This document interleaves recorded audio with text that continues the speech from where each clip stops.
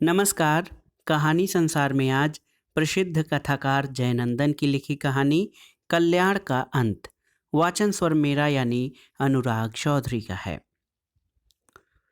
पता नहीं किस अर्जुन ने या किस राम ने अग्निबाण चलाया कि 100 वर्षों से भी ज्यादा उम्र वाला कल्याण तालाब सूख गया। इसके लगातार घट रहे जलस्तर को देखकर सारे बूढ़े बुजुर्ग हैरान थे। बचपन से लेकर आज तक ऐसा उन्होंने कभी नहीं देखा था कि इस तालाब का अक्षय कोष तिल भर के लिए भी घट जाए। अगम रहस्यमय अनेक क्रियाओं की रंगशाला और जीवंतता, गतिशीलता और शीतलता का अमृत कुंड आज जैसे किसी शमशान में परिवर्तित हो गया था। कल्याण सूख गया। इससे शायद बहुतों का जीवन अप्रत्यक्ष रूप से प्रभावित हुआ होगा, लेकिन प्रत्यक्ष रूप से इससे जो सबसे ज़्यादा प्रभावित हुआ उसका नाम था कोचाई मंडल। कल्याण क्या सूखा, जैसे उसके जीवन के सारे स्रोत ही सूख गए। कल्याण उसकी संजीवनी था, कर्मस्थल था, ऊर्जा स्रोत था और कुल जमा पूंजी था। अब जब वह नहीं रहा तो मानो उसके पास कुछ भी न रहा। जैसे वह उखड़ गया अपनी जड़ से, हिल गया अपनी नींव से। उसकी दयनीयता तब और भी त्रासद बन गई जब उसके घर वाले तालाब का सूखना अशुभ की जगह शुभ सूचक मानने लगे।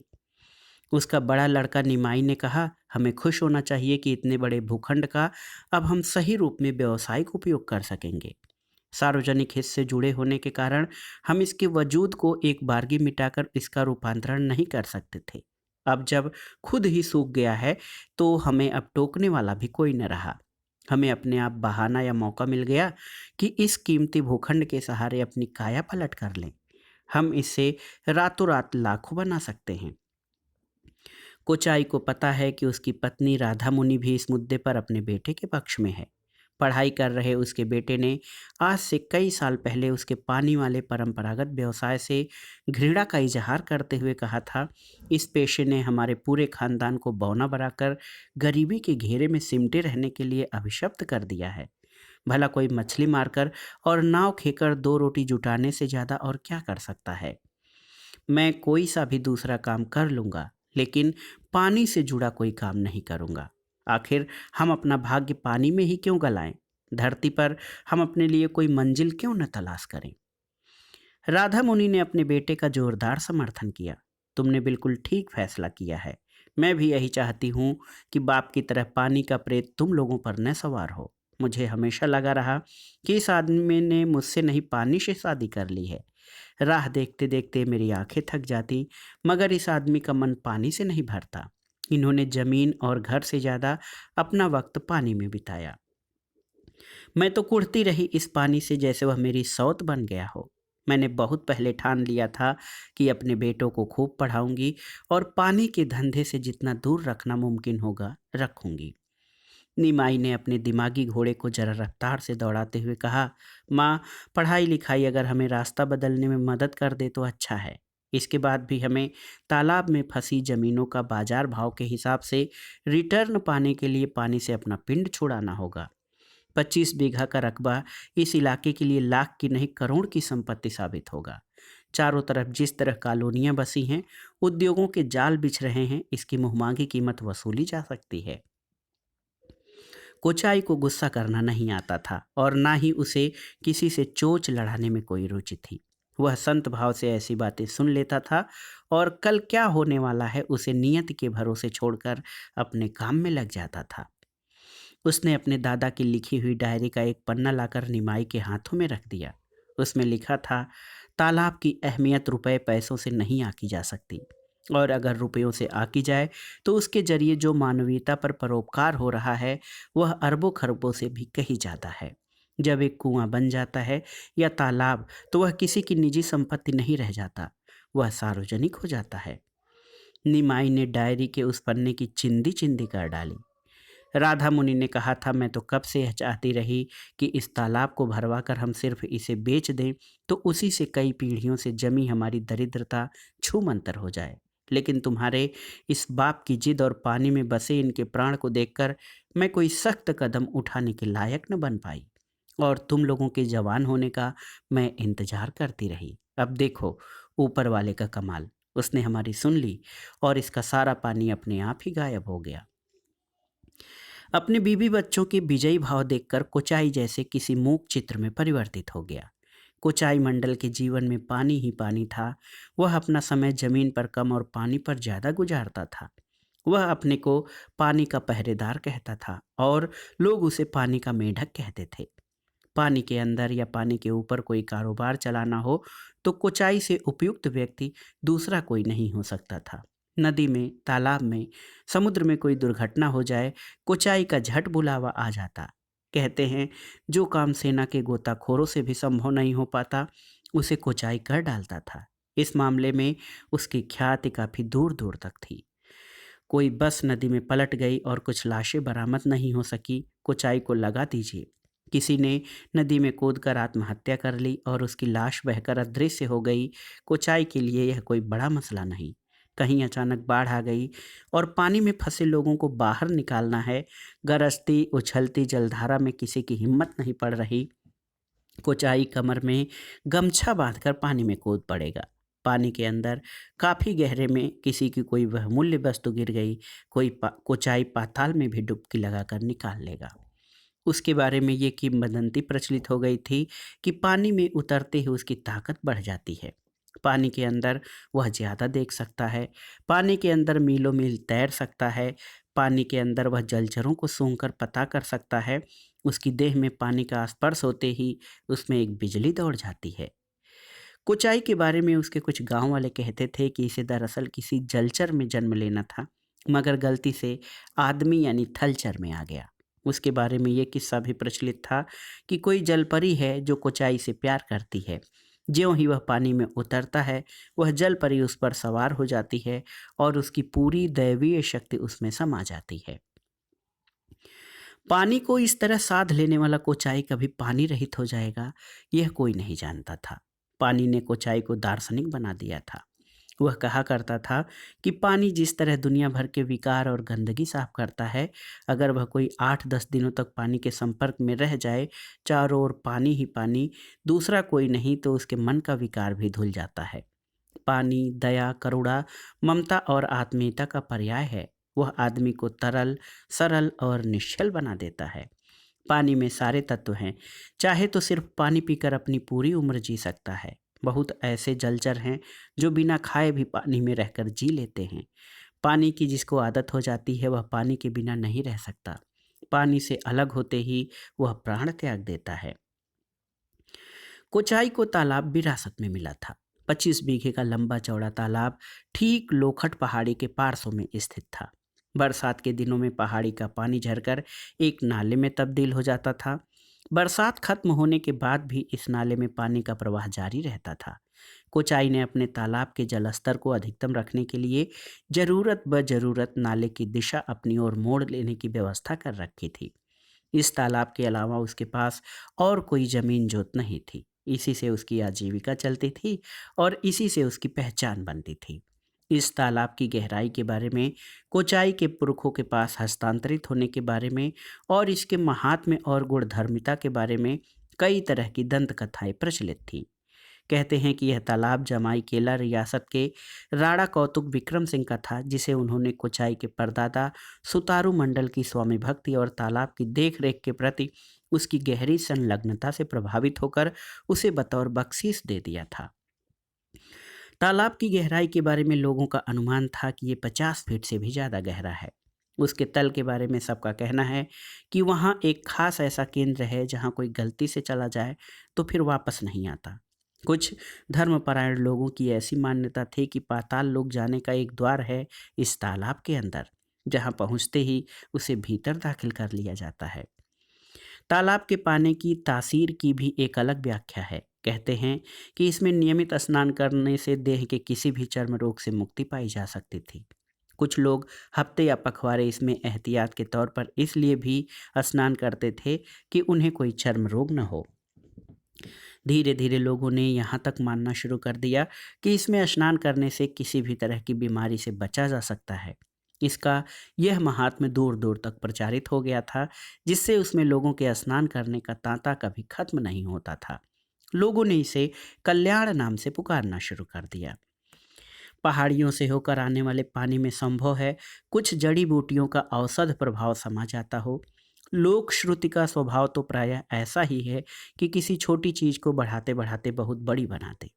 इस तालाब में आम आदमी को तो छोड़िए, खुद राणा कौतुक विक्रम सिंह की हवेली से उनकी पत्नियां, बहनें और माँ तक सप्ताह में एक बार स्नान करने जरूर आती थीं। इन्हें सुरक्षित स्नान कराने का जिम्मा सुतारू मंडल का होता था। जब ये शाही महिलाएं तालाब के घाट पर आती थीं तो आम जनों की आमद रफ्त वर्जित कर दी जाती थी। कहते हैं कि इनमें कुछ रानियां तैरने की बहुत शौकीन थीं और वे दूर तक देर तक तालाब में उन्मुक्त तैरती रहती थीं। एक अकेले सुतारू मंडल ही होते थे जो किनारे में खड़े होकर इनकी किसी भी आपातकालीन मदद के लिए चीते की तरह सतर्क रहते थे।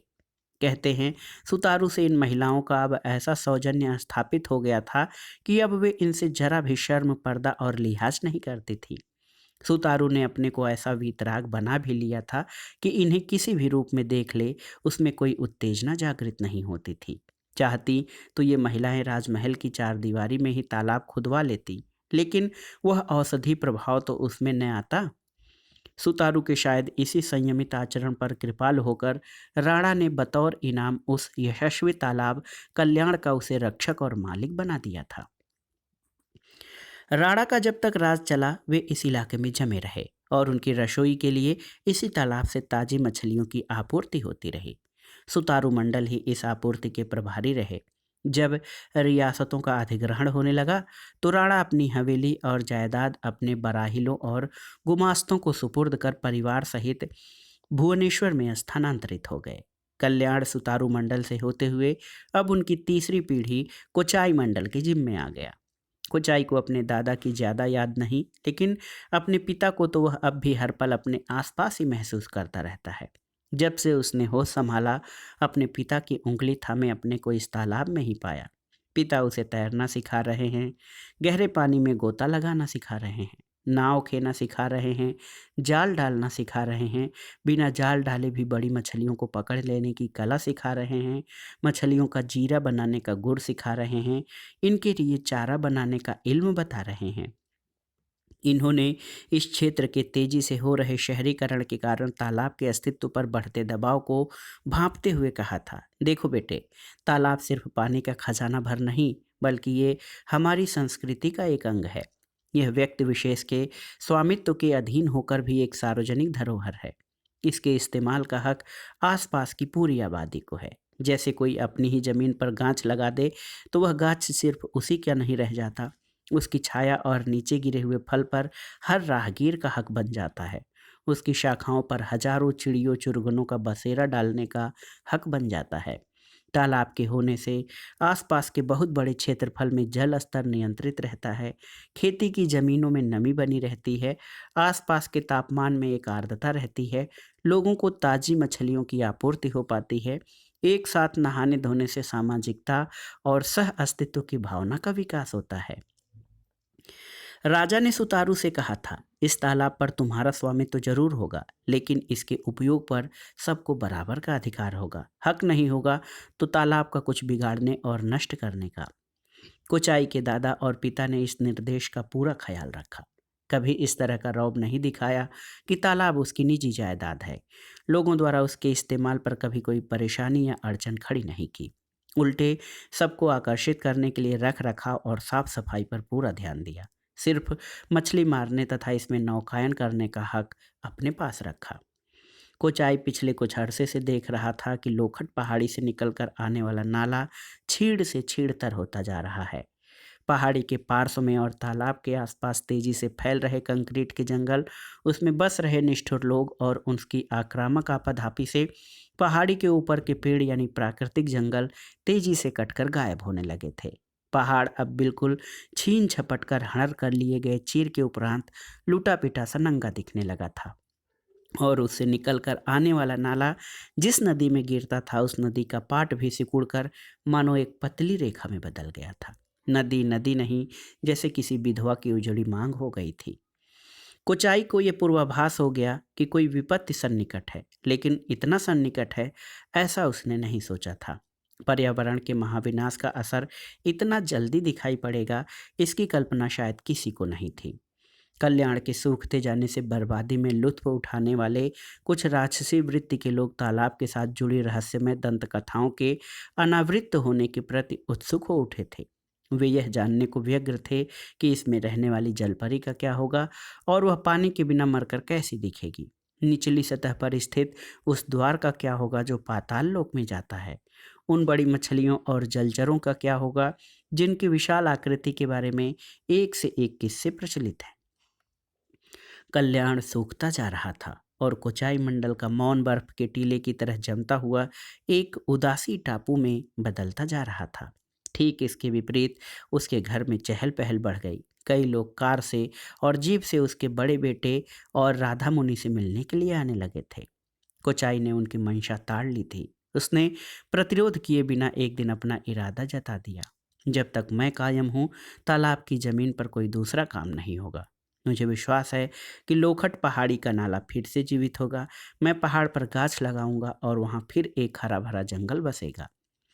निमाई और राधा मुनि एक दूसरे का मुंह देखने लगे, मानो वे पूछ रहे हों कि इस आदमी के माथे का पेश ढीला तो नहीं हो गया। दोनों में से किसी ने कोई जवाब नहीं दिया। वे गुपचुप रूप से एक मंत्रणा करने लगे। कोचाई कल्याण की परिधि पर स्थित किसी गाछ के नीचे जाकर बैठ जाता, गुमसुम, शोकाकुल और आर्तनाद करता हुआ। सामने कल्याण तिल तिल दम तोड़ रहे किसी परिजन की तरह कराहता हुआ बिछा होता। तट पर आकर कुछ प्यासे जानवर अपनी अबोध आंखों से शून्य को निहारते और फिर वापस हो जाते। जल विहार करने वाले पक्षी गाछ की फुनगी से ही दुर्दशा निहार कर स्यापा कर लेते। कुछ बड़ी मछलियां जिनके लिए पेंदी में बचा थोड़ा सा पानी कम पड़ रहा था, छटपटाते तड़पड़ाते दिख जाते। बस्ती के कुछ लोगों के लिए यह प्रलय एक उत्सव बन गया था। वे एकांत मिलते ही इन मछलियों का शिकार कर अपनी रसोई को चटखारेदार बना लेते। कल्याण जब पानी से भरा होता तो इसमें एक रौनक समाई होती और इससे एक जीवन राग मुखरित होता रहता। कुछ लोग नहाते होते और पूरब तट पर स्थित शिवालय में जल चढ़ाते होते। छोटे घरों की गृहिणियां बतियाती होती, बर्तन बासन धोती रहती और अपने बच्चों को रगड़ रगड़ कर उन पर भर भर लोटा पानी उलीच रही होती। कुछ लड़के तैरने का लुत्फ उठाते होते और कुछ लोग इस तट से उस तट नौका विहार का मजा ले रहे होते। गैर आबादी वाले छोर पर बचे कुछ खाली खेत में सब्जी भाजी उगाने वाले किसान पटवन के लिए लाठा कुंडे से पानी निकाल रहे होते। मछलियां उन्मुक्त नाद करती हुई तैर रही होती। कोचाई द्वारा नियुक्त 3-4 मछुआरे जाल फैलाए हुए होते। अब आय का कोई नियमित जरिया नहीं रह गया था। कोचाई चिंतित था, लेकिन घर वाले जरा सा भी परेशान नहीं थे। उल्टे निमाई और राधा मुनि पहले से ज्यादा निश्चिंत दिख रहे थे। निचली कक्षाओं में पढ़ने वाला उसका छोटा बेटा और बेटी भी पूर्व की तरह ही अच्छे रख रखाव में जी रहे थे और स्कूल जा रहे थे। एक दिन एक साहबनुमा व्यक्ति उससे मिलने आया। उसने अपने को एक शिपिंग कंपनी का अधिकारी बताते हुए कहा, मेरा नाम प्रदीप डोगरे है, मुझे आपकी सेवा चाहिए। मेरा एक जहाज बंगाल की खाड़ी में डूब गया है। उसमें सोने की ईंटों के 5 बक्से लदे थे, जिसकी कीमत 50 करोड़ से भी ज़्यादा है। कई गोताखोर हार गए मगर कुछ भी ढूंढने में कामयाब नहीं हुई। आपके बारे में हमें जानकारी मिली है। सुना है कि पानी को आपने पूरी तरह साध लिया है। दिल से आप जो चाह लेते हैं वह पूरा हो जाता है। पानी आपसे धका नहीं कर सकता। आप अगर इस चुनौती को स्वीकार कर लें तो आप जो भी कीमत चाहें हम देने को तैयार हैं। कोचाई ने जायजा लिया कि राधा मुनि, निमाई और उसके अन्य बच्चे भी उस मुद्रा में उन्हें देख रहे हैं जिसमें उनकी इच्छा है कि यह प्रस्ताव स्वीकार कर लेना चाहिए। उसकी ठिठक को देखते हुए राधा मुनि ने कहा, डोगरे साहब ठीक ही कह रहे हैं, यह आपके मन के लायक काम है। आप नाहक घुट रहे हैं, चले जाइएगा तो बहल जाइएगा, कुछ कमाई भी हो जाएगी घर चलाने के लिए, पैसा भी तो चाहिए ही। कुचाई को लगा कि राधा मुनि ठीक ही कह रही है। तालाब को देख देख कर उसका दुख असह्य होता जा रहा है। पानी में डुबकी लगाए भी महीनों हो गए। इसके बिना लग रहा था जैसे देह के सारे सेल चार्ज रहित हो गए हैं। उसने हामी भर दी। डोगरे साहब ने झट लिखकर 1 लाख रुपए का चेक सामने कर दिया। कोचाई ठगा रह गया। उसकी ऐसी कीमत तो आज तक किसी ने नहीं लगाई। कोचाई को लेकर डोगरे साहब चला गया। उसे कथित शिपिंग कंपनी के मुख्यालय स्थित शहर में भेज दिया गया। कंपनी के कुछ कर्मचारी उसे बोट के जरिए समुद्र में ले जाते। वह गोताखोरों वाली ड्रेस पहनकर मुंह में ऑक्सीजन मास्क लगाता और उस स्थल से समुद्र में कूद जाता जहां से वे जहाज डूबने की आशंका जाहिर करते। कोचाई को पहले भी 2-3 बार समुद्र में छोटा गोता लगाने का मौका मिल चुका था।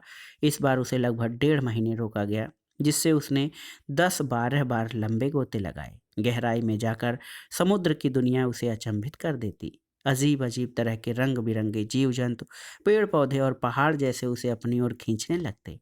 पता नहीं क्यों उसे लगता था कि बाहरी दुनिया से ये अंदरूनी दुनिया कहीं ज़्यादा खूबसूरत और सुरक्षित है। उसकी इच्छा होती कि काश वह इसी दुनिया में रहने लायक बन जाता और इन्हीं जलचरों के साथ तैरता रहता, समुद्री अंतःस्थल की खाइयों और गुफाओं में। उसने बहुत ढूंढा, पर उसे जहाज का कोई अवशेष नहीं दिखाई पड़ा।